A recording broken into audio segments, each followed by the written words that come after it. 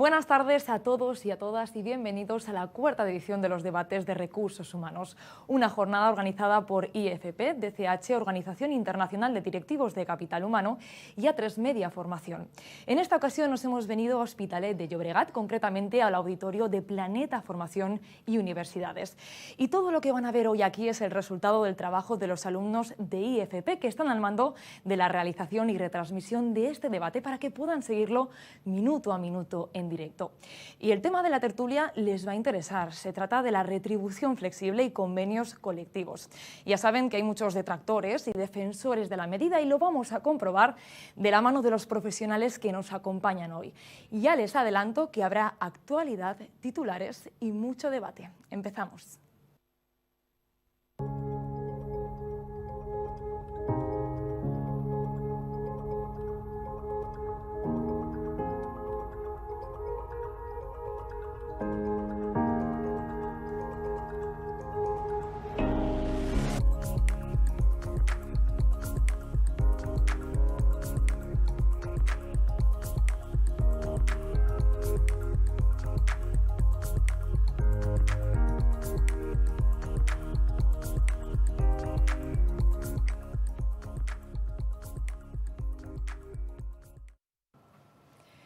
Bienvenidos, ya tenemos con nosotros a los profesionales que darán forma a este debate.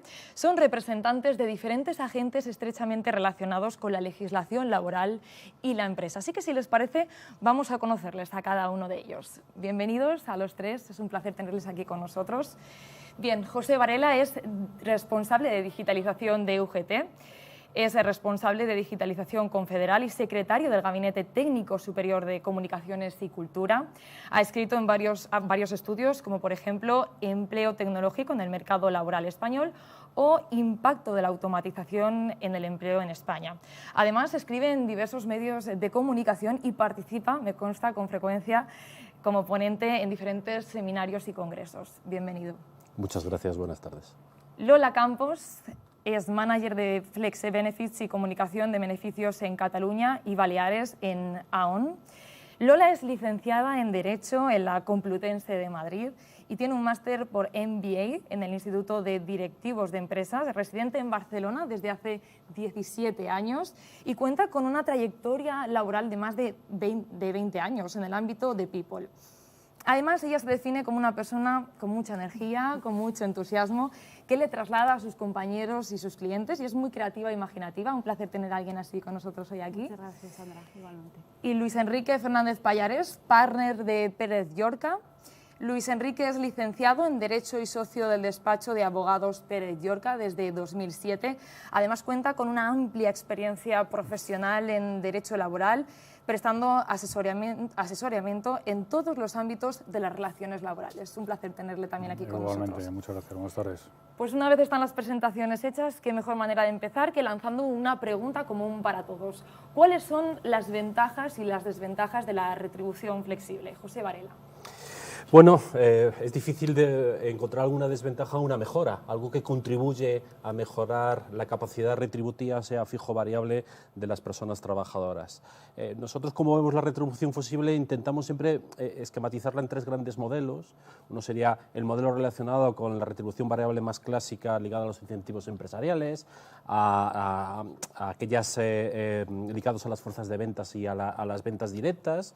Luego tendríamos otro gran modelo que podría ser el de los planes de empleo, que es un tema muy de actualidad debido a la reforma legislativa que se acaba de hacer, y luego otro gran pack que aglutina un montón de aspectos muy heterogéneos entre ellos, en los que podríamos añadir las ayudas a la comida en los turnos partidos, la parte de los seguros de vida, los cheques guardería y una gran amalgama de ayudas que permiten a la gente tener unas facilidades que posiblemente en otros contextos no tendrían.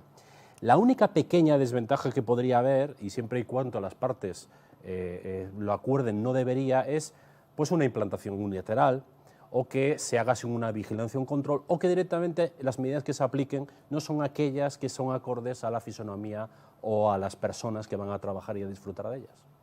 Lola Campos, ¿está usted de acuerdo? ¿Cuál es el lado bueno y el lado malo de la retribución flexible para usted? Efectivamente. Comienzo nombrando las ventajas, que son muchas. de la puesta en marcha de la implantación de un plan de compensación flexible dentro de una compañía y fundamentalmente y principalmente es el incremento que obtienen los empleados del salario neto de su retribución. No olvidemos que la retribución flexible se basa en que los empleados pueden adquirir una serie de productos o servicios que les ofrece la empresa. Estos productos o servicios que vienen recogidos en la ley del IRPF, artículos 42 y 43, establecen que si se adquieren a través de un plan de compensación flexible, el empleado, por resumirlo, por hacerlo fácil y entendible para todo el mundo, es que el empleado paga menos IRPF en su nómina mensual. Por lo tanto, ve incrementado el neto de su nómina. Esa es la fundamental y principal ventaja del plan de compensación flexible. Sin perder de vista que es voluntario, que el empleado puede decidir continuar cobrando todo su salario en salario monetario o percibir una parte de su salario en estos productos, estos servicios con ventaja fiscal. Importante también decir que es flexible, o sea, se adapta a las necesidades particulares de cada empleado en cualquier momento temporal. Y el hecho de acogerse en un momento a algún producto de compensación flexible no significa que lo tenga que mantener durante el año fiscal, sino que atendiendo a sus necesidades puede o dejar de percibir productos de compensación flexible o modificar las contrataciones que hubiera hecho, los importes a futuro. Por lo tanto, se adapta perfectamente a esas necesidades particulares que comentaba José, ¿no? de cada empleado. Ventajas económicas también tiene. O sea, hay productos, pensemos que se ofrecen productos que se han negociado por la compañía de manera colectiva. Entonces, al ser negociados por economías de escala, pues hay determinados productos, como puede ser el seguro de salud, que se obtienen unas mejores condiciones o mejores precios que si yo, como persona particular, me dirijo a una compañía aseguradora y ese mismo producto lo solicito como particular. Pues ni las condiciones ni los costes van a ser iguales que cuando se negocian de manera colectiva.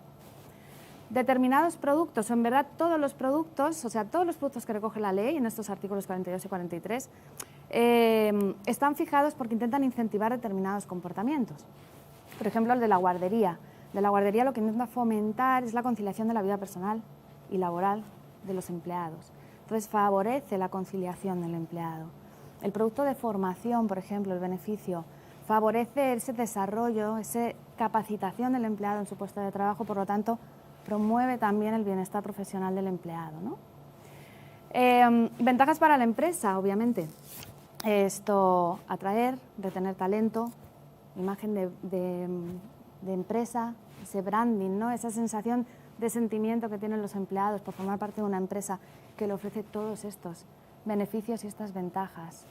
Esto, no olvidemos, o bueno, damos un dato, ¿no? Un dato es que el 85% de las empresas en España ofrecen ahora mismo planes de compensación flexible, ¿vale? Entonces, es un número bastante elevado que además preveemos que se vaya incrementando y más, bueno, con la situación un poco socioeconómica, geopolítica que estamos viviendo. Y cuando hay tanto número de empresas, ¿no?, que ofrecen compensación flexible, bueno, pues ya te deja entrever que todos son ventajas, ¿no? Desventajas. Comparto totalmente lo que ha comentado José. Esto, siempre hay que hacer una buena implantación, hay que hacer una auditoría de beneficios, hay que ver si los beneficios que se están ofreciendo son realmente interesantes para nuestra plantilla. Hay que contar sí o sí con el consenso siempre de la RLT, ¿vale?, de los comités, y ajustarse a la legalidad y fundamental, comunicación. Comunicación interna, comunicación a los empleados de lo que se está poniendo en marcha, de lo que se les está ofreciendo, se toca su nómina, es un tema muy sensible, entonces es fundamental una buena comunicación. Para todo esto, para que no haya ninguna desventaja a la hora de poner un plan de compensación flexible, cumplir con todos estos ítems, y recomendamos siempre pues contar con la ayuda, ¿no?, con la asesoría de un tercero que es experto en la materia, pues que cumpla con todos los requisitos anteriores. Fenomenal, pues ahora Luis Enrique, cuéntenos usted por qué es positivo o no la retribución flexible. Bueno, vamos a ver, lo que pasa es que ya con todo lo que han contado mis compañeros no sé si me queda algo más que decir, pero vamos, suscribo todo lo que han dicho. Yo me centraría en dos cuestiones. O sea, como ventajas sería, uno, que es la amalgama de productos que se pueden, o servicios que se ofrecen al empleado para compensar precisamente esa prestación de servicios que se están realizando por el trabajador y en los cuales tiene una serie de incentivos fiscales, como muy bien acaban de comentar, ¿no? Evidentemente esto tiene dos cuestiones. Una es obtenerlo a un mejor precio, porque se negocia efectivamente a nivel conjunto de toda la plantilla esas condiciones, y dos, porque tiene un tratamiento fiscal mucho más beneficioso como un supuesto de retribución en especie. Inconveniente. En el inconveniente yo creo que aquí voy a ser original porque yo creo que no lo ha dicho ninguno de mis contertulios, pero yo el inconveniente que le puedo ver, si hay que ver alguno dentro de este sistema, sería que complica lo que es la gestión de nómina. O sea, es mucho más fácil establecer una nómina y decir tanto es la retribución salarial y tanto voy a pagar, introduzco una serie de conceptos retributivos de retribución flexible que además, como encima lo vaya individualizando para determinado trabajador que quiere este beneficio pero no quiere este otro, este quiere 2 pero no quiere 3. Entonces eso me va a complicar a mí la gestión de nómina. Es verdad que ahora existen aplicaciones que todo eso lo pueden facilitar, pero al fin y al cabo, sin ningún género de duda, es cierto que puede introducir un factor de complejidad en esa gestión de la nómina. Es decir, que bajo su punto de vista sería más el inconveniente, esa gestión, ¿no? que otras cuestiones quizá más señaladas, ¿no? Sin duda, porque creo que las otras serían más fácilmente, también esta, pero serían más fácilmente subsanables, ¿no? Y se pueden solventar. Evidentemente se implanta por parte de la empresa, con la negociación con la representación de la unitaria o sindical, como han estado comentando. Entonces, todas son cuestiones que se pueden ir salvando con carácter previo. Bueno, pues en esta primera ronda, en general lo que hemos visto es que hay más ventajas que desventajas en general. De hecho, hemos conocido un dato, el 85% de las empresas en nuestro país utilizan estos planes de retribución flexible. Vamos ahora más allá. José Varela, ¿qué postura y qué opinión se tienen desde los sindicatos y en concreto UGT sobre estos modelos de flexibilidad retributiva? Pues como he dicho antes, si contribuyen son bienvenidos. Ahora, aquí hay que intentar hacer algunos matices. Es muy complicado que podamos implementar este tipo de planes si se interpretan como sustitutivos. Nosotros los interpretamos como complementos. Es decir, el salario fijo, lo que todos entendemos como nuestros complementos fijos o nuestro salario base, debe crecer de la forma que las partes interpreten y negocien, sabiendo además que tenemos un escenario inflacionario muy complicado, y eso inevitablemente lo que va es a poder complicar un poco más cómo vamos a intentar implementar estos modelos que, insisto, son de complementos. Voy a intentar hacer algunos ejemplos, y no solo desde el punto de vista de implementación empresarial, sino incluso social. Por ejemplo, los planes de empleo, su intención es complementar la pensión pública. Si lo que algunas voces intentan defender es no, lo que tienen que es tender a sustituir, ahí no podemos estar de acuerdo. Lo que queremos es que contribuyan, que suman, pero no que empiecen a ser sustitutivos. Lo mismo podemos decir de, por ejemplo, los planes de incentivos ligados a resultados empresariales. Si se detraen de un salario fijo, eso nos va a generar también muchos problemas desde un punto de vista de conflictividad social. El ejemplo que acaba de poner Lola sobre la formación. Está muy bien si eso me ayuda a mí a formarme de forma individual, pero si sustituye a la formación que debería darme desde un punto de vista estratégico por parte de la empresa, también tenemos un problema. Por lo tanto, nosotros lo que defendemos es que para que esta parte se entienda como una contribución complementaria, se tienen que dar 3 pasos. Primero, no presentarla como un sustituto. Segundo, que sea siempre fruto de la negociación colectiva, del acuerdo entre las partes, y seguro que más adelante podemos hablar de por qué es tan importante ese acuerdo dependiendo de la fisonomía de la empresa y de la plantilla. Y por último, otra cosa importantísima, que exista algún tipo de control y vigilancia. Y vuelvo a poner, por ejemplo, la situación de los planes de pensiones. Los planes de pensiones tienen unas comisiones de control para saber dónde se invierte el dinero. Si eso se deja al albur, puede que al final podamos tener un problema de que haya un dinero que las personas hayan dejado ahí y que luego no reciban. En resumen, tenemos que buscar esos 3 pilares para conseguir que esa retribución, que insisto, debe ser entendida como algo positivo, se expanda aún más entre nuestro tejido empresarial. Lola Campos, ¿cuáles serían los pasos a seguir para implantar un plan de retribución flexible? Estos días leía algunos conceptos que hablaban sobre la importancia de diseñar un buen plan y después comunicarlo a los trabajadores. ¿Está usted de acuerdo con esto? Efectivamente, sí. Yo, en primer lugar, aconsejaría, precisamente, y al hilo de lo que ha comentado José Enrique, las compañías tienen un poco de miedo, ¿no? En alguna ocasión, cuando van a implantar un plan de compensación flexible, si lo van a hacer ajustándose a la legalidad, si los empleados van a hacer buen uso de esos productos, ¿no? Y ese coste o esa carga administrativa que puede suponer la gestión de estos planes, ¿no? Entonces, yo recomiendo, en primer lugar, ponerse en manos de un experto, ¿vale? De un experto que asesore, ayude y luego lleve toda la gestión de estos planes para liberar de esa carga administrativa, obviamente, que tienen los departamentos de recursos humanos por la gestión de estos planes, que, bueno, sin engañar a nadie, no es sencillo, ¿no? Entonces, en primer lugar, ponerse en manos de un tercero que ayude a diseñar y que ayude a hacer esa auditoría de beneficios y que ayude a analizar la plantilla. ¿Cuántos empleados tengo? ¿Qué rangos de edad? ¿A qué se dedican? ¿Dónde están ubicados? O sea, ¿merece la pena ofrecer un plan de compensación flexible a una compañía que está ubicada, la fábrica o la oficina, en un pueblo, que van a trabajar en coche, en moto, en bici, no hay transporte público, van al centro de salud del pueblo porque la sanidad privada tienen que desplazarse a Barcelona o así o a ciudades un poquito más grandes, ¿no? Que van y vienen a comer a casa? ¿Merece la pena ofrecer planes de compensación flexible en esos casos? ¿Nos lo hemos encontrado? Pues realmente no, porque los empleados no van a poder aprovechar ninguno de los productos, ¿no? Una vez hecha esta auditoría de beneficios y ver qué se puede ofrecer o no se puede ofrecer, importantísimo ver si viene recogido en convenio colectivo o no. Está la cláusula de que se puede implantar, ¿no? Se puede flexibilizar el salario monetario y pasar a cobrar una parte en productos o en servicios.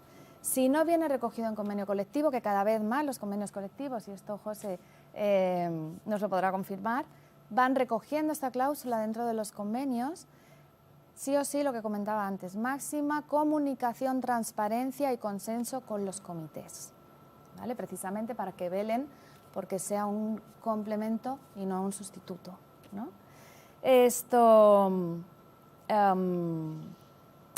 Bueno, en principio lanzarlo, comunicar, vuelvo a repetir, que es súper importante. Se puede poner los mejores productos con los mejores precios, las plataformas que los empleados manejan para poder hacer sus simulaciones y sus contrataciones se adaptan a la imagen de la compañía y pueden ser absolutamente fantásticas, pero si no se comunica puede ser un fracaso. Entonces, importantísimo comunicar, importantísimo. José Varela, veo que estás asintiendo con la cabeza cuando nombraba a los sindicatos. No sé si puede añadir algún matiz, si está de acuerdo. Es que muchas veces se nos tacha de inmovilistas o algo así a los sindicatos, y al final los sindicatos lo que queremos es transparencia. Si una empresa presenta un plan coherente, bien razonado, y que una vez consultado con las personas trabajadoras te dicen adelante, nosotros encantados a que la gente cuanto mejor viva, mejor. Otra cosa es cuando viene la unitariedad. Y ahí estoy de acuerdo con Lola. Si llega una empresa e intenta no solo transferir parte del salario fijo a una variable, sino directamente por algún tipo de interés que no viene al cuento, pues ahora todos tenéis cheques comido o algo por el estilo, eso va a generar, aunque sea gratis, un problema. Luis Enrique, más allá de cómo diseñar este plan, ¿qué dice la legislación sobre la retribución flexible? Dice poco. Eso sería la respuesta corta. O sea, la respuesta corta es que dice poco porque no dice nada. ¿Y entrando en detalles? Entrando en detalles, sí, vamos a ver, porque eso es un poco más complejo. Vamos a ver. La retribución flexible como tal, y como tal la estamos explicando, pero yo creo que al final no lo hemos definido, que es establecer un sistema o un plan de incentivos donde el trabajador pueda escoger distintos productos o servicios que se le ofrecen por parte del trabajador, por parte del empleador, siempre y cuando no superemos pues, lo que sería el salario que se tiene fijado para cada uno de ellos. Es decir, si yo tengo un salario de 100, pues se me ofrece pues, un paquete de retributivo de 20 dentro de la retribución flexible, donde yo puedo utilizarlo o no en función de distintos productos o servicios, pero sin superar esos 100. ¿De acuerdo? Bueno, entonces, como tal, ¿tenemos una regulación legal? No existe una regulación legal respecto a la retribución flexible, pero sí que es cierto que es una posibilidad que nos permite nuestro ordenamiento jurídico y que, de hecho, las empresas pues, lo han venido implementando. Aquí, quizás, como salvedades que deberíamos de hacer, una primera es que no deberíamos, cuando establecemos un sistema de incentivos de retribución flexible, lo primero que tenemos que hacer es irnos a la regulación que tengamos. Entonces, la regulación legal, que ya he dicho que no nos dice nada, lo segundo que vamos a tener va a ser el marco convencional, es decir, el convenio colectivo, que es lo que regula al respecto. Entonces, el convenio colectivo, es verdad que pueden ser convenios colectivos de empresa, que en este caso es lo más sencillo, porque la empresa se habrá dotado de un sistema de retribución flexible, si así lo considerará pertinente, pero en muchas ocasiones, o en más bien en la mayoría de las ocasiones, el convenio de referencia es un convenio sectorial. Entonces, en ese convenio sectorial nos podemos encontrar con que a veces se puede hacer una referencia a la retribución flexible, pero en muchas otras no se hace ninguna referencia. Y en cambio, una materia que es propia del convenio colectivo es establecer precisamente lo que es la tabla salarial en cuanto a lo que son los distintos conceptos e importes retributivos. ¿Esto qué es lo que implica? Esto lo que implica es que si establecemos un sistema por parte de la empresa de retribución flexible, vamos a tener que respetar siempre esa tabla y esos conceptos y esos importes. De manera que cualquier oferta que hagamos de retribución flexible siempre va a tener que ser a mayores respecto de esa tabla que va a actuar como mínimo, salvo que el propio convenio evidentemente diga otra cosa. Pero si no lo dice, eso lo vamos a tener que respetar. Y luego por encima de eso, pues ya es cuando podremos ofrecer otra serie de productos y servicios que entren dentro de lo que es la retribución flexible. Evidentemente ahí entrarían dentro ya de lo que es un mayor coste por parte de la compañía. Como hemos dicho antes, yo creo que lo hemos estado diciendo reiteradamente, aquí lo que es muy recomendable es que esto cuente dentro de lo que es un marco de acuerdo que podamos tener con, bien puede ser dentro del propio convenio colectivo, pudiera ser, o bien si no, pues dentro de lo que es la propia representación unitaria, es decir, al margen de lo que es el convenio colectivo, pero que podamos tener un marco que nos regule precisamente esa política de sistema de incentivos con retribución flexible. ¿Eso significa que si no tenemos el acuerdo no se puede implementar un sistema de retribución flexible? No, se podría perfectamente hacer, es decir, sería una decisión y concesión unilateral que haría la propia empresa a través de una regulación, de una política, y eso lo puede implementar perfectamente mediante una decisión, como digo, de carácter unitario. Es verdad que esto nos puede abrir pues, una serie de problemáticas, como muy bien ha apuntado antes José, pues que al final no estemos atinando con lo que quieren los trabajadores, con que si los sindicatos resulta que no se muestran conforme, o la representación unitaria conforme con estos conceptos, porque consideran que no aportan nada, pero que quieren otros, pues que podamos encontrarnos en una situación de mayor conflictividad, pero por poder ser se podría hacer. Con lo cual, la respuesta corta sería que no existe una regulación, la respuesta larga, el resto que he dicho para no volverlo otra vez a repetir. Pues más allá de la teoría, vamos a conocer ahora la práctica. José Varela, ¿se está llevando estos modelos a los convenios colectivos y están triunfando en nuestro país dentro de la negociación colectiva? Lamentablemente no. Lo que nos dicen las cifras es que hay determinadas características de estos modelos que hemos hablado hasta ahora que son muy poco frecuentes. Antes de venir aquí me descargó las últimas estadísticas y básicamente lo que dicen es que, por ejemplo, las retribuciones ligadas a los objetivos empresariales, apenas un 13% de las empresas los tienen y afectan a menos de un 7% de todas las personas que trabajan en este país. Si nos vamos a los planes de pensiones, y no tenemos precisamente una fuerza laboral especialmente joven, sino que tiende a tener ya una cierta edad, las cifras son aún peores. Menos del 5% de las empresas españolas tienen un plan de pensiones y encima muchas de ellas, de este 5%, no lo tienen activo, es decir, un plan de pensiones constituido, pero en el que nadie tiene la obligación de aportar, ni el empresario ni los propios partícipes que seríamos los trabajadores. Con lo cual, el número de personas que existe ahora mismo en España, que tiene un plan de empleo que compense la pensión pública, no llega ni al 3%. Y luego, sobre los datos que acertadamente ha apuntado Lola, de que hay un 85% de las empresas, habría que ver a cuántas personas afecta y en base a qué conceptos, porque lamentablemente esa estadística desde un punto de vista público no está. Pero quiero apuntar dos cosas. Una, es muy complicado en el tejido empresarial español introducir este tipo de grandes cosas como los incentivos ligados a resultados empresariales o los planes de empleo, porque el 96% de nuestras empresas tienen menos de 10 trabajadores. Es muy difícil organizar esa estructura, no solo burocrática, sino de entendimiento de una empresa que tiene que poner unos incentivos empresariales, cuando igual tiene 7 trabajadores y trabajan de una forma muy local. Y luego otro aspecto que puede impedir a corto o a medio plazo la situación de implementar estas mejoras, porque vuelvo a insistir que las tenemos que ver como algo que contribuye, que aporta, que complementa, es la propia espiral inflacionista que tenemos. A la hora de negociar un convenio colectivo, si tenemos un IPC muy elevado, lo que nos puede ocasionar es que las personas lo que demanden es una subida de salario acorde con esa subida de la vida. ¿Por qué? Porque si una hipoteca te sube, es muy difícil conciliarlo. Hablábamos que, por ejemplo, mira, si tengo 2 hijos, pues igual una ayuda a guardería perfectamente me complementa porque dejo de pagarla. Pero eso ya requiere de un análisis muy exhaustivo. Lo que quiero decir es que de primeras es complicado en una situación de tensión inflacionista entrar con, oye, vamos a intentar implementar esto. Lo primero que piensa la gente es, por favor, súbeme el salario que no me llega ni para pagar la hipoteca ni para hacer la compra. La inflación está como está, ¿no? Entonces, más allá del 35% que comentaba antes, Lola, no sé si usted tiene alguna referencia en cuanto a cuántos trabajadores realmente se acogen a este plan de retribución flexible, si realmente tiene éxito, si en la práctica se lleva a cabo. Sí, pues mira, justamente antes de venir he preparado unos datos de unos planes a random de retribución flexible que tenemos implantados.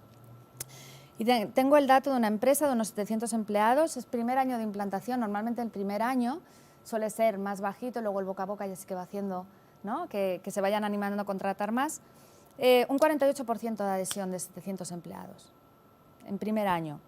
Y por dar unos datos, el gasto medio, más o menos, suele ser de unos entre 1.300 y 1.500 euros que se gasta cada empleado en productos de compensación flexible y obtienen un ahorro equivalente a un 30% del gasto. Estamos hablando de unos 400 o 500 euros más o menos de ahorro que obtiene el empleado sobre ese gasto directo que ha realizado, ¿vale? Siempre hablamos de medias porque, podemos hablar de incrementos del neto de un 12% cuando el empleado se ha gastado igual 7.000 euros en productos de compensación flexible, ¿no? Pero bueno,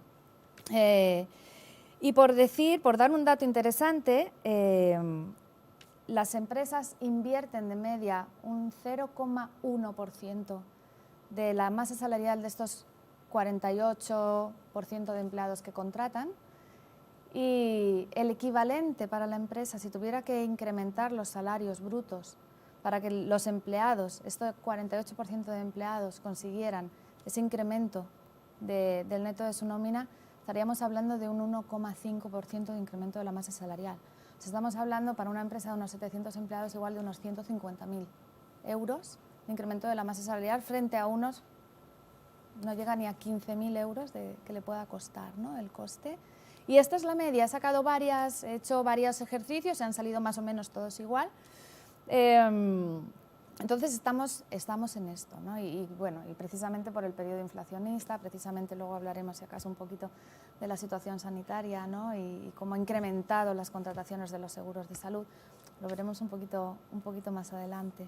Pero sí que me gustaría puntualizar, José, nosotros lo que vemos es que cada vez más cuando se van negociando, las compañías nos dicen, quiero implantar un plan de compensación flexible, pero espérate porque estoy negociando convenio, con sindicato. Sí que meten esta cláusula ya de la compensación flexible dentro de los convenios, sin que ello limite, obviamente, los incrementos salariales que pueda haber, si van a conceder alguna ayuda escolar o ayuda guardería, etcétera, etcétera, etcétera, pero es que es una masa más, es que nosotros siempre lo vemos como una masa más. Por alusiones, José Varela. Si la empresa también lo ve, no tenemos problema. El problema es cuando la empresa, y eso ya entramos en el complicadísimo y enrevesado mundo de la negociación colectiva, es cuando la empresa lo presenta como yo tengo un presupuesto para subir los beneficios y los salarios de las personas trabajadoras y empieza a hacer una especie de bolsa de si te subo esto, sale de la misma bolsa y sale... Si la empresa es capaz de llegar a un acuerdo sobre salarios fijos, especialmente vinculados al IPC, y le añade unos complementos sociales, nosotros vamos a estar encantados. Luis Enrique, veo que sí, lo que pasa es que, de hablar. bueno, porque vamos a ver, no creo que sea, vamos, no es que no quiero reducirlo como que sea fácil o difícil, pero lo cierto es que, sobre todo en el escenario en el que nos encontramos actualmente, donde vemos unos incrementos de IPC tan elevados, lo que es verdad es que las empresas, o sea, se encuentran en una situación más los costes energéticos, más los costes de suministro, más los costes de materias primas. Y que todo esto, vamos, yo lo digo por la experiencia de lo que me trasladan las empresas, o sea, se ven incapacitados de poder trasladar todos estos costes al final a precio del producto o del servicio que terminan vendiendo. De manera que si eso implicara que tuvieran que subir en la misma proporción el salario de las plantillas, pues evidentemente ya sí que eso haría quebrar y romper la empresa máxima cuando en la mayoría de las situaciones la masa salarial es principalmente el mayor coste que tienen las empresas. No siempre, pero suele serlo. Entonces, este sistema precisamente yo creo que puede ayudar a eso. O sea, ¿por qué? Pues porque no necesariamente tú tienes que trasladar todo el incremento de IPC al incremento salarial, de la masa salarial. Lo que puedes es jugar con una mayor oferta o la implementación de este sistema de retribución flexible y jugar con que parte de ese incremento, digamos que se detrae de lo que son retenciones fiscales. O sea, es decir, te beneficias fiscalmente de este tipo de productos y servicios que tú estás haciendo, de manera que ese mayor incremento que tú podías hacer y que no puedes asumir, pues en cierta manera quien te lo está poniendo pues es Hacienda con una menor reducción o una mayor reducción en lo que es la retención. José, creo que usted discrepa, ¿no? Discrepo, primero una aclaración. Los sindicatos no pedimos una subida del IPC inmediata. Nosotros lo que pedimos es que haya una cláusula de revisión y que pueda ser a través de varios años. Entendemos que a una empresa le puede resultar, sí, efectivamente, imposible de asumir de repente un 7%, pero a lo que no renunciemos es a que ese 7% acabe en las nóminas de los empleados en un tipo prudencial. Y luego hay otra parte que es que no me gusta resaltarla mucho porque luego se nos acusa hasta casi de comunismo. Si esa contención salarial también se aplica a los consejos de dirección, pues igual estaría muy bien. El problema es cuando vemos que acaba el año fiscal, se dan una serie de resultados y se ve que se le pide a las plantillas moderación, pero sin embargo ciertos directivos aumentan sus bonos un montón. Ahí sí que hay retribución flexible. Hemos llegado ya al ecuador del debate. Veo que esta pregunta sí que ha generado bastantes matices, bastantes puntos de vista, pero vamos a continuar. Lola Campos, muchas veces para entender lo que estamos hablando ahora hace falta echar la vista atrás. ¿Cuál ha sido la evolución de la retribución flexible? Anteriormente, este tipo de planes de compensación flexible se ofrecían únicamente a directivos. Primero, por darles esa diferenciación, ¿no? Y en segundo lugar, porque no solo mermaba bases de tributación, sino también bases de cotización. Entonces, solo se ofrecía a aquellos empleados que estaban por encima de bases de cotización, que estaban topados en bases de cotización, ¿no? A raíz de 2008 esto cambió. Esto cambió y ya todos los conceptos de compensación flexible no reducían bases de cotización, que esto no olvidemos que era una merma, ¿no?, para el empleado a la hora de pues cobrar una prestación de la seguridad social o en caso de desempleo, etcétera y demás, ¿no? Dejaron de mermar bases de cotización, por lo tanto las empresas se abrieron a poder ofrecérselo a toda la plantilla o a gran parte de la plantilla, sin perder de vista que en el año 2008 hubo una primera crisis, ¿no? Y nos encontramos un poco, pues como estamos ahora, esas imposibilidades de las compañías de poder dar a sus empleados esos incrementos de salario que se merecen, que incluso las empresas en muchas ocasiones saben que deberían dárselo a los empleados, pero que no pueden hacerlo, ¿no? Entonces vieron la manera de que los empleados pudieran incrementar su salario a través de estos planes, ¿no? Hoy en día es interesante porque vemos una evolución en los planes que anteriormente eran únicamente de lo que nosotros llamamos sustitución salarial, que es ese 30% máximo que los empleados pueden destinar a comprar productos de compensación flexible, que viene recogido en el artículo 26 del Estatuto de los Trabajadores, y las empresas ofrecen a sus empleados bolsas adicionales. Estas bolsas adicionales pueden venir derivadas de premios. O sea, antes que era muy común, te doy una tarjeta del Corte Inglés. Y tú ibas con la tarjeta del Corte Inglés que decías, yo no suelo ser usuaria compradora del Corte Inglés, por ejemplo, ¿no? Y ahora dicen, pues este dinero que antes te daban en una tarjeta, ahora te lo voy a dar para que tú lo consumas en cualquier producto dentro del plan que además vas a tener ventaja fiscal. ¿Vale? En muchas ocasiones también las compañías ofrecen beneficios sociales a sus empleados, les están pagando una serie de productos que los empleados en muchas ocasiones pues no lo valoran, no los utilizan. Entonces las empresas vemos que les están dando una vuelta, están diciendo, bueno, si yo te estoy pagando unos tickets de comida y tú te traes el tupper todos los días o te vas a comer a tu casa, tú estos tickets no los estás utilizando, no le estás dando el valor que tienen, ¿no? Pues te voy a cuantificar el valor de estos tickets y tú gástatelos como quieras, en cualquier otro producto, ¿vale? Derivado también de fusiones de compañías, para dar compensación a los empleados, también se suelen dar estas bolsas, ¿no?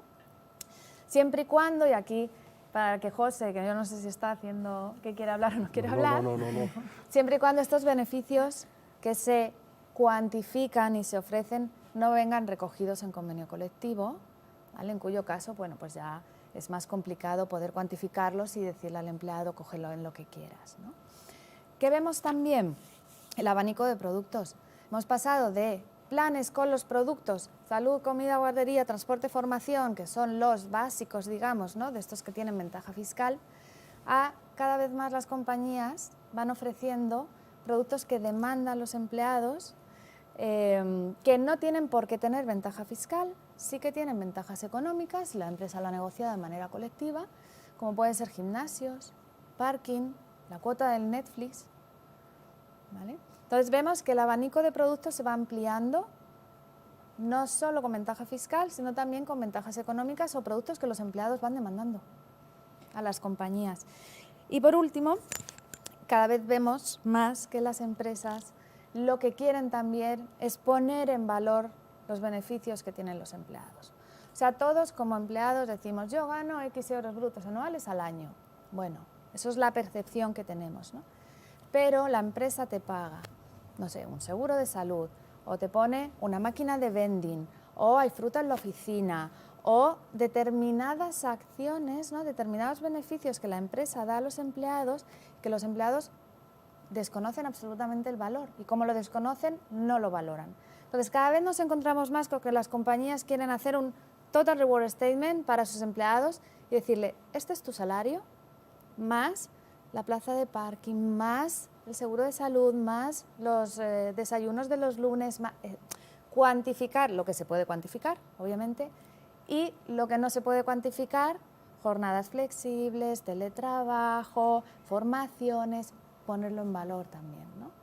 Y esta es la trayectoria que nos estamos encontrando. Ahora que hemos conocido la trayectoria, José Varela, desde el punto de vista de los sindicatos, ¿cómo ven esta evolución? A ver, hay una cosa que ha dicho que es bastante importante al respecto de si empiezas a introducir elementos en los productos que ofreces que no tienen desgravación fiscal o que no cotizan a la seguridad social, que también es un punto muy importante, va a ser muy complicado decirle al empleado que los quiera. ¿Por qué? Porque al final la cláusula de enganche es a mí si me das esto en esta formulación me sale mejor. Ahora bien, si me lo das de una forma que me estás pagando el Netflix, es que yo no quiero Netflix, quiero el dinero o para otra streaming o para otra plataforma de streaming o para cualquier otra cosa. Además hay otro aspecto que a mí me produce una cierta... Lo voy a llevar un poco al extremo. Yo estuve en Google hace unos años y recuerdo que entré en aquellas famosas salas donde había aquellos columpios y aquellos agujeros que se tiraban y los futbolines y no sé qué.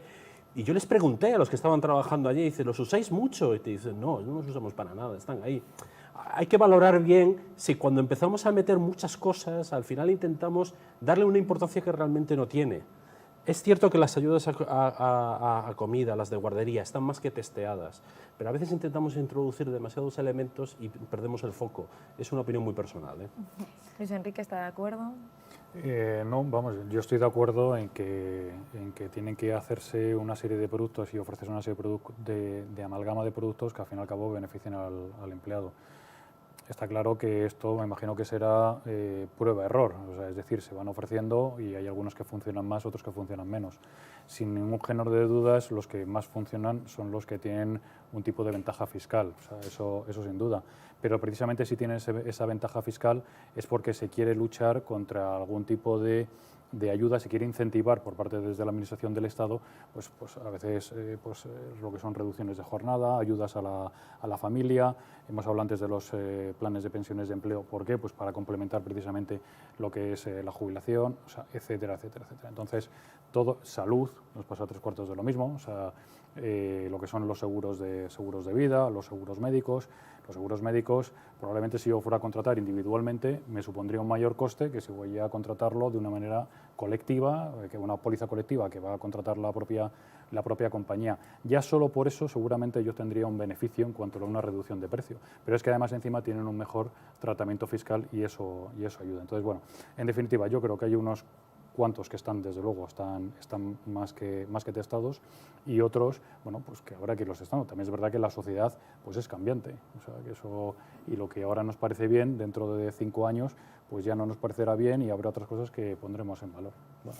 ¿Y cómo afecta la subida del salario mínimo interprofesional?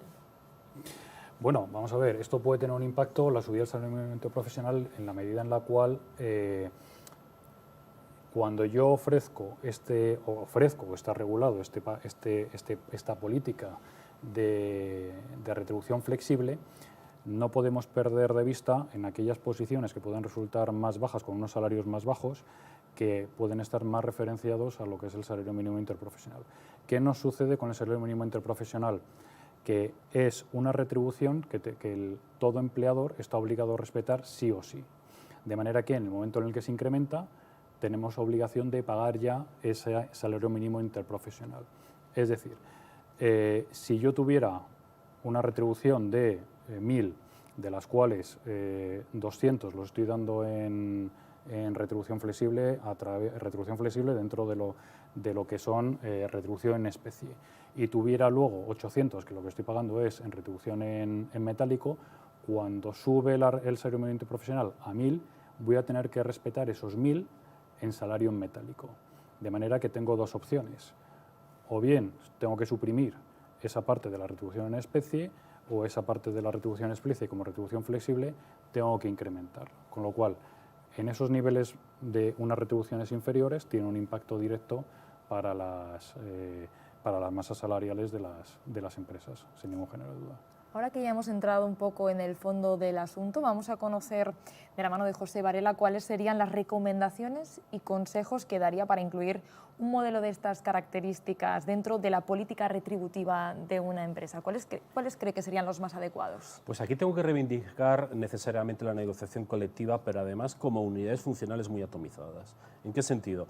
En el sentido de que no se puede dar un menú para todas las compañías. Cada compañía es un mundo, ya no solo por su propia especificidad, sino por el sector y sobre todo por los intereses y la propia configuración de su plantilla.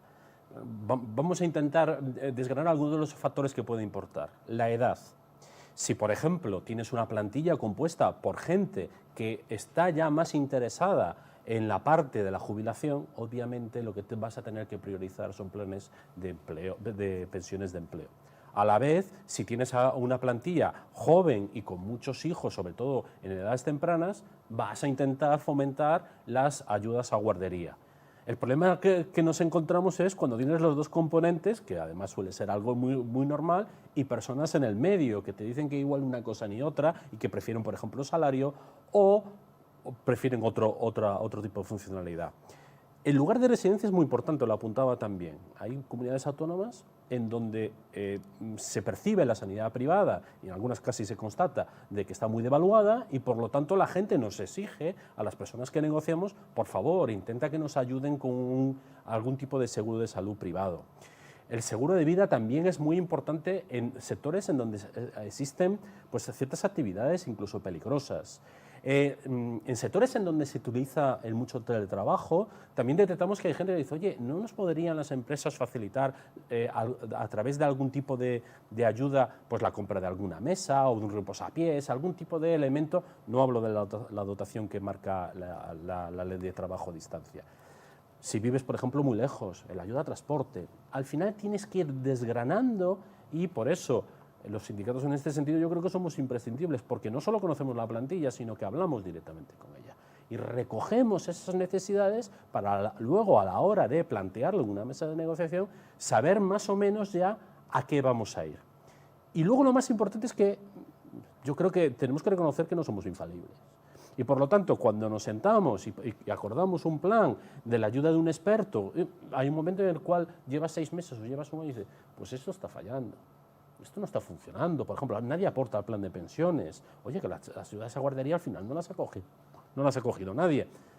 Es muy importante hacer comisiones paritarias de vigilancia y control que sean capaces de analizarla y además, a través de acuerdos paritarios, reaccionar si las cosas no van bien. Con los ejemplos que ha puesto, ¿estamos hablando, por tanto, de un salario emocional o qué es lo que usted cree?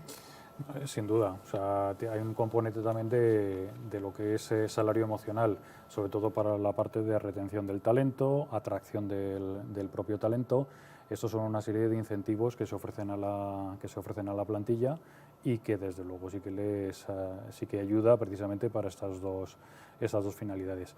Aparte de estas, que sería directamente y que estaría incluida dentro de lo que es el salario emocional, también tenemos otra serie de conceptos que no repercute directamente sobre la masa salarial.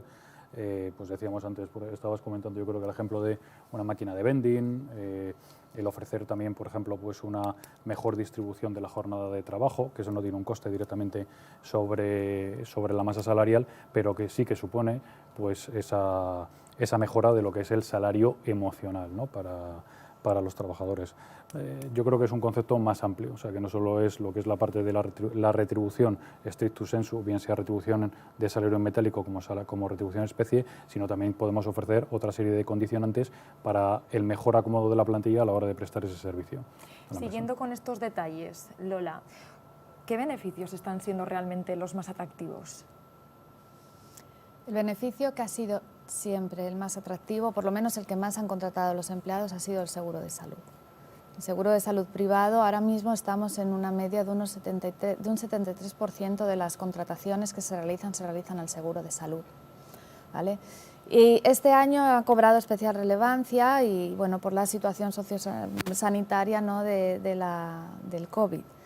Esto sí que hemos notado un incremento no solo de las contrataciones del seguro de salud, sino obviamente también del gasto médico que se ha realizado, ¿no? Producto estrella de este año y del año pasado ha sido los seguros de ahorro. Los seguros de ahorro, precisamente por lo que comentaba José anteriormente, estas novedades legislativas, estos cambios en los límites de las aportaciones a los planes de pensiones, que, por poner un poco en situación, hasta hace 2 años el límite estaba en 8.000 euros que se podían aportar y que estaban exentos luego de la declaración de renta, y ese límite bajó el año pasado a 2.000 euros, este año está en 1.500, con matices, pero por aportar el dato básico, 1.500 euros. Todas las personas que ya venían realizando ese ejercicio de aportar, ya sea planes de pensiones de empresa, ya sea planes de pensiones individuales, hasta estos 8.000 euros con esa ventaja que tenían fiscal, se han encontrado ahora con que solo pueden aportar 1.500. Entonces, los seguros de ahorro a través de los planes de compensación flexible, un seguro de ahorro a la jubilación que cubre las mismas contingencias que un plan de pensiones, ¿vale? Para dejarlo un poco claro, ¿no? Esto se ofrecen a través de los planes de compensación flexible y está exento de tributar las aportaciones hasta 100.000 euros al año o ese límite de ese 30% máximo que los empleados pueden destinar a compensación flexible. Entonces ha sido la herramienta que le ha facilitado a todas estas personas que están preocupadas por su jubilación, ¿no? Y que ya venían realizando aportaciones o quieren comenzar a realizarlas desde ahora, si las empresas no ponen a su disposición planes de pensiones de empleo, etcétera y demás. Ha sido de este año y del año pasado el producto más demandado por las empresas para ofrecer a los empleados, con sesiones de sensibilización a la jubilación que son fundamentales para que se entienda un poco bueno, cómo van avanzando el sistema de pensiones, hacia dónde parece que va a llegar, ¿no? Y un poco pues concienciar a la población, a los empleados, a la plantilla que tienen que realizar aportaciones a seguros individuales de pensiones. José Varela, le veo con ganas de añadir algún matiz. Sí, me gustaría buscar una escala media entre el salario retributivo, sea fijo o variable, y el salario emocional, que es el salario motivacional. ¿Y a qué me refiero? Me refiero a que, más allá de que me puedan flexibilizar la jornada o me puedan dar teletrabajo, hay también herramientas que a través del aumento del salario me motivan. Por ejemplo, la retribución ligada a mi productividad. Por ejemplo, que sean capaces de reconocerme que ciertas cosas que hago tienen un valor a través de algún tipo de complemento. Y creo que a veces nos olvidamos un poco de eso, sinceramente. También es cierto que los casos que tenemos de empresas que están instaurando este tipo de modelos de retribución ligadas a objetivos empresariales a veces son más objeto de conflicto de lo que nos gustaría, porque no son muy transparentes, no son objetivos alcanzables, generan mucho problema porque parece que se llegan y luego no se llegan. Bueno, y por último, este salario motivacional me gusta mucho unirlo a las pensiones, que podemos estar tranquilos, las pensiones están muy bien financiadas, acabamos de firmar un acuerdo que va a permitir, gracias a las últimas ofertaciones, que duren hasta que los boomers pasemos esto, no somos inmortales, duraremos lo que duraremos, pero no vamos a ser inmortales. Acabo añadiendo que es muy importante para la motivación de un trabajador poner un plan de pensiones de empleo. ¿Y por qué? Porque alarga tu vínculo con la empresa incluso después de jubilado. Y eso para una empresa debería valorarlo. Luis Enrique. No, bueno, vamos a ver, o sea, yo estoy de acuerdo. Lo que pasa es que de las cosas que estaba comentando José en cuanto a lo que son los incentivos vinculados a una serie de objetivos, o sea, yo creo que eso podemos estar de acuerdo. Lo que pasa es que eso yo creo que es objeto a lo mejor de otro tipo de discusión que no es la de la retribución flexible que estábamos hablando hoy. O sea, eso yo lo vincularía más a lo que es una retribución salarial pura y dura, que puede ser la fija, y luego los componentes variables a la hora de establecerlo. Sí estoy totalmente de acuerdo en que creo que los planes de pensiones de empleo son ahora mismo una de las medidas estrellas por distintas razones. O sea, desde luego por la propia regulación, es verdad que desde el punto de vista de retribución flexible es lo que más se está utilizando. Comparto la opinión de José, que es algo que puede motivar tanto al trabajador, incluso, pues efectivamente, una vez ya extinguida la relación laboral. Y luego, insisto, desde luego, desde nuestra práctica y lo que vemos, se está utilizando como una herramienta precisamente para poder amortiguar el no realizar esos incrementos retributivos que a veces se piden por parte de la plantilla vinculados a ese IPC, ¿no? Entonces, se está introduciendo otro elemento más, otro concepto más, que tiene unos beneficios extraordinarios desde el punto de vista fiscal y luego, sobre todo, de complemento de pensión a largo plazo cuando llegue el momento de la jubilación a la que espero que lleguemos todos a disfrutarlo, claro, por supuesto. Espero que sí. ¿No? Usted definía antes muy bien lo que es la retribución flexible. ¿Qué diferencias hay con la retribución en especie? Bueno, vamos a ver, o sea, digamos que la retribución flexible es como un concepto más amplio de lo que es la retribución en especie.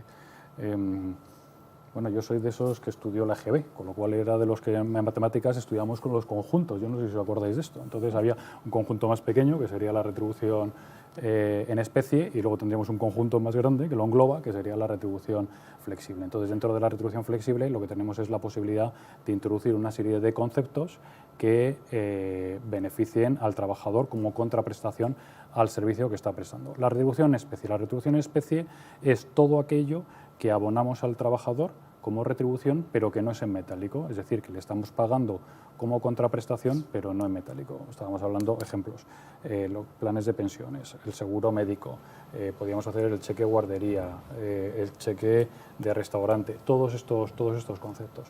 Lo que pasa es que esto, de acuerdo, y además yo creo que lo habéis apuntado anteriormente, el artículo 26 del Estatuto de los Trabajadores lo que hace es que nos introduce una limitación a la hora de abonar precisamente esa retribución en especie, que no puede superar el 30%, que se ha dicho anteriormente, de lo que es la retribución total de los trabajadores.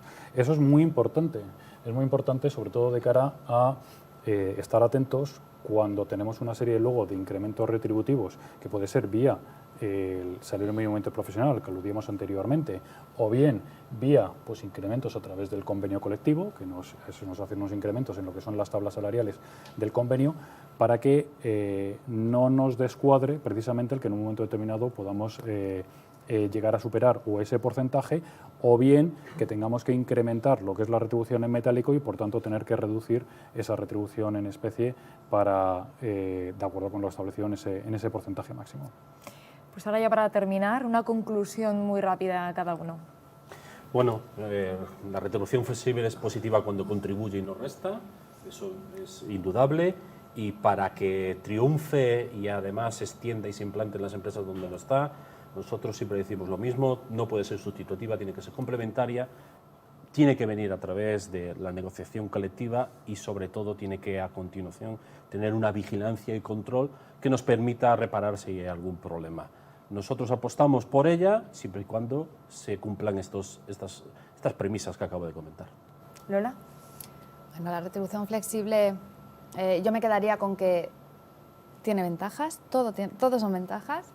Las compañías tienen que perder el miedo, ¿no? El miedo a los costes, a la carga administrativa, y poner en marcha este tipo de planes a través de los cuales la empresa no paga más, la empresa paga mejor y los empleados están más motivados y son más productivos. Y bueno, ese sería básicamente mi resumen, ¿no? Luis Enrique. Vamos a ver, yo diría que desde el punto de vista del plano jurídico no tiene realmente inconvenientes, sino simplemente lo que hay que hacer es regularlo y regularlo bien, precisamente para que luego no nos genere una serie de contingencias de cara a futuro. Y aquí podemos establecer en que puede ser a través de una regulación convencional o bien pueda ser mediante una decisión unilateral por parte de la empresa a través de una serie de políticas que se puedan implementar. Pero sobre todo lo importante es que esté bien regulado. Creo que es una herramienta muy útil, sobre todo para grandes empresas. O sea, creo que ahí sí pueden utilizarla como una forma de atracción y retención del talento. Comparto con que no tiene por qué suponer un mayor coste económico y sí que se le puede dar pues, una serie de beneficios a los trabajadores, sobre todo en aquellas situaciones ahora mismo, y como ya he dicho anteriormente, para tratar de compensar pues, esos incrementos retributivos que a veces se piden vinculados a IPC, ¿no? Yo quiero hacer una apreciación. Muy rápido, Lola, Sí, es cierto que las grandes empresas tienen más facilidad, ¿no? para ofrecer estos tipos de planes, pero nosotros, por ejemplo, gestionamos planes en compañías que tienen 13 empleados. Entonces, es una pena, ¿no? A veces decir, no, es que es una pequeña empresa ya, pero los empleados de esa pequeña empresa también tienen derecho a beneficiarse de las ventajas del plan de compensación flexible. Hay soluciones en el mercado y nosotros tenemos soluciones para pymes que son de manera muy ágil, se pueden implantar en las empresas muy rápida y de manera estándar, fácil, entendible y demás, y que estas pequeñas empresas, estos empleados de estas pequeñas empresas también puedan pagar sus guarderías a través de los planes de compensación flexible, seguros de salud, comida, transporte, etcétera, etcétera. Podríamos estar hablando toda la tarde porque el tema, como hemos dado de sí, hemos conocido perfectamente qué es la retribución flexible, cómo se aplica y sobre todo las ventajas que tiene y esas pequeñas desventajas que también hay.